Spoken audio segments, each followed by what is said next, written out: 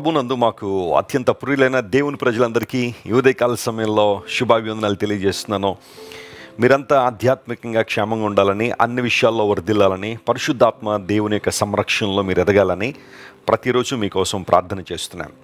యేసుప్రభువు వారు ఈ లోకంలో ఉన్న కాలంలో తన శిష్యులైన వారిని ఉద్దేశిస్తూ ఈ మాట పలికారు. పరిశుద్ధాత్మ మీ మీదకి వచ్చినప్పుడు మీరు శక్తి పొందుదురు గనుక మీరు నాకు సాక్షులై ఉంటారని. మనందరం యేసుప్రభు సాక్షులుగా బ్రతకాలని దేవుని యొక్క ఆలోచన.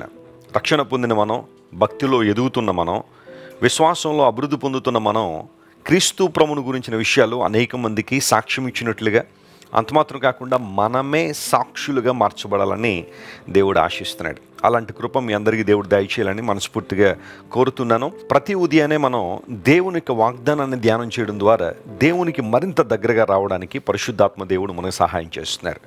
ఈరోజు వాగ్దానం కోసం కనిపెడుతున్నారు కదా. పరిశుద్ధ గ్రంథం తెరిచి ఆదికాండము 8వ అధ్యాయము 1వ వచనాన్ని చదువుకుందాం. Shall we turn our Bibles to the book of Genesis chapter 8 and verse 1. దేవుడు నోవహును అతనితో కూడా ఓడలో ఉన్న సమస్త జంతువులను, సమస్త పశువులను జ్ఞాపకము చేసుకొనెను. దేవుడు భూమి మీద వాయువు విసరనట్లు చేయటం వలన నీళ్లు తగ్గిపోయాను. నోవహు చరిత్ర పరిశుద్ధ గ్రంథంలో చాలా ప్రాముఖ్యమైన చరిత్ర, చాలా విశిష్టమైన చరిత్ర.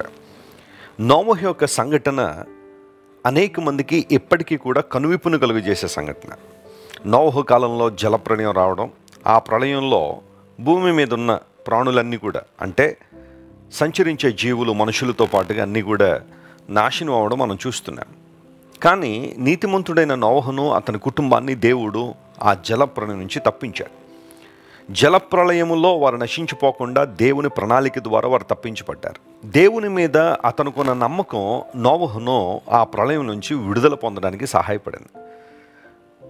నోవహు జలప్రళయం ప్రపంచం అంతా వచ్చిందా అంటే ఖచ్చితంగా వచ్చిందని బైబిల్ సెలవిచ్చింది. శాస్త్రవేత్తలు కూడా ఒప్పుకున్నారు. ఇప్పటికి ఎన్నో ఆధారాలు, నోవహు జలప్రళయం గురించిన ఆధారాలు ప్రపంచవ్యాప్తంగా మనకు లభ్యం అవుతూనే ఉన్నాయి. అయితే ఆదికాండం 8వ అధ్యాయం 1వ వచనం దగ్గరికి వచ్చేసరికి లేఖనం స్పష్టీకరిస్తుంది, దేవుడు నోవహును సమస్త జంతువులను, పశువులను దేవుడు జ్ఞాపకం చేసుకున్నాడు. అంతవరకు ఏ ప్రళయం అయితే ఈ భూమిని కబళించిందో ఆ నీళ్ళన్నీ కూడా తగ్గిపోనట్లుగా దేవుడు తన ప్రణాళికను సిద్ధం చేశాడు. దేవుడు నోవహును జ్ఞాపకం చేసుకున్నాడు. నాకు అనిపిస్తుంటుంది, ఆ ఓడలోనికి నోవహు వెళ్ళిన తర్వాత తన కుటుంబం, జంతువులు, పక్షులన్నీ లోపల ఉన్నప్పుడు దేవుడు నోవహును జ్ఞాపకం చేసుకోకపోతే ఏమై ఉండును? నోవహు ఆ ఓడలోనే గతించిపోయేవాడేమో.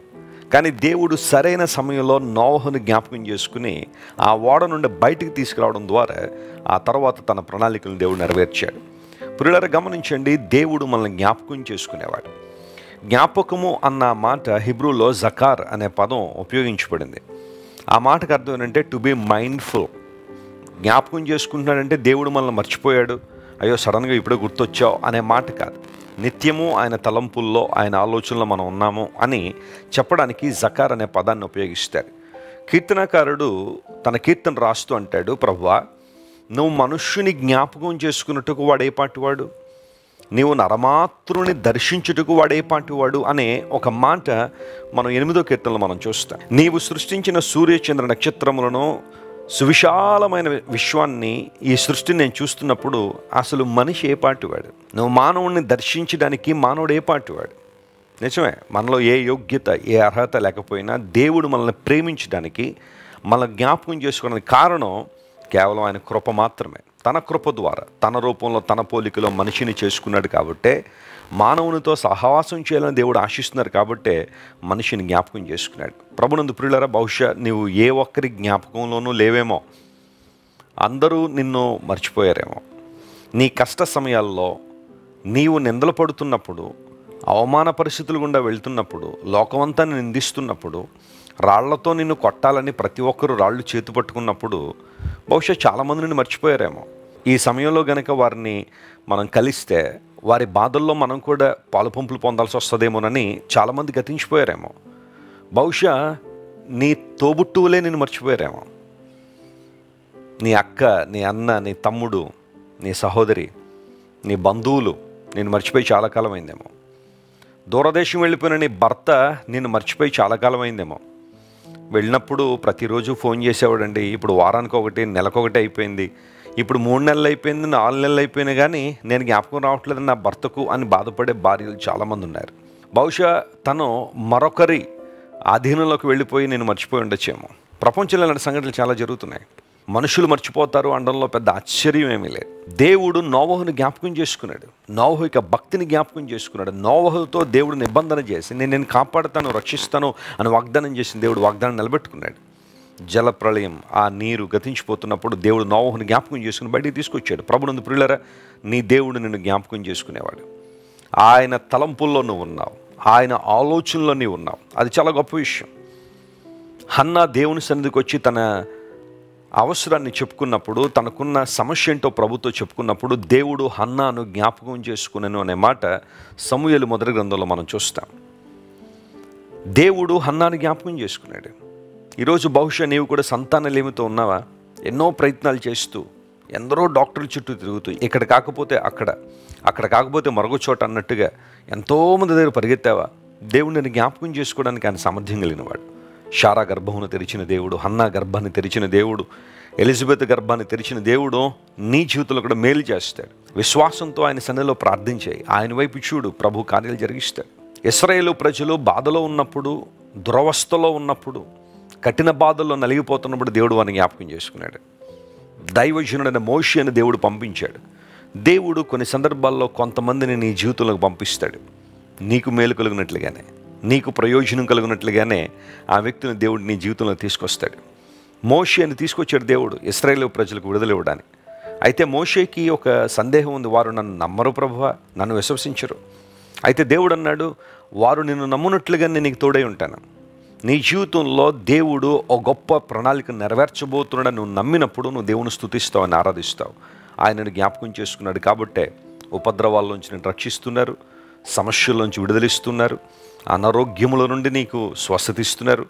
రకరకాల సమస్యల నుండి ప్రభు నీకు విడుదలిచ్చి తన నామమును మహింపరచినట్లుగా, తన రాజ్య వ్యాప్తిలో నిన్ను వాడుకున్నట్లుగా దేవుడు నీకు సహాయం చేస్తున్నాడు.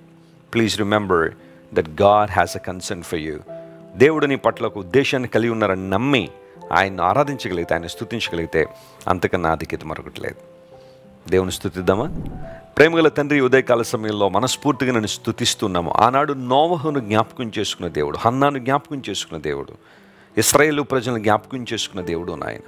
మాలో ఏ అర్హత, ఏ యోగ్యత లేకపోయినా నువ్వు మనుష్యుని జ్ఞాపకం చేసుకోవడానికి వాడు ఏ పాటి వాడు అని లేఖనంలో రాయబడినప్పటికీ కేవలం నీ కృప ద్వారా, అనిర్వచనమైన నీ ప్రేమ ద్వారా మమ్మల్ని జ్ఞాపకం చేసుకుని నీ మహిమ కొరకు వాడుకుంటున్నందుకు నీకు స్తోత్రాలు. ఈరోజు మా ప్రియులు ఎవరైతే నాయన ఎడబాటులో ఉన్నారో, ఒంటరితనంలో ఉన్నారో, కష్ట పరిస్థితుల్లో ఉన్నారో, వారందరినీ మీరు ముట్టి, దర్శించి, లేవనెత్తి, బలపరిచి నీ మహిమ కొరకు వారిని వాడుకోనండి ప్రభువా. నీ చిత్తానుసారంగా నడిపించండి.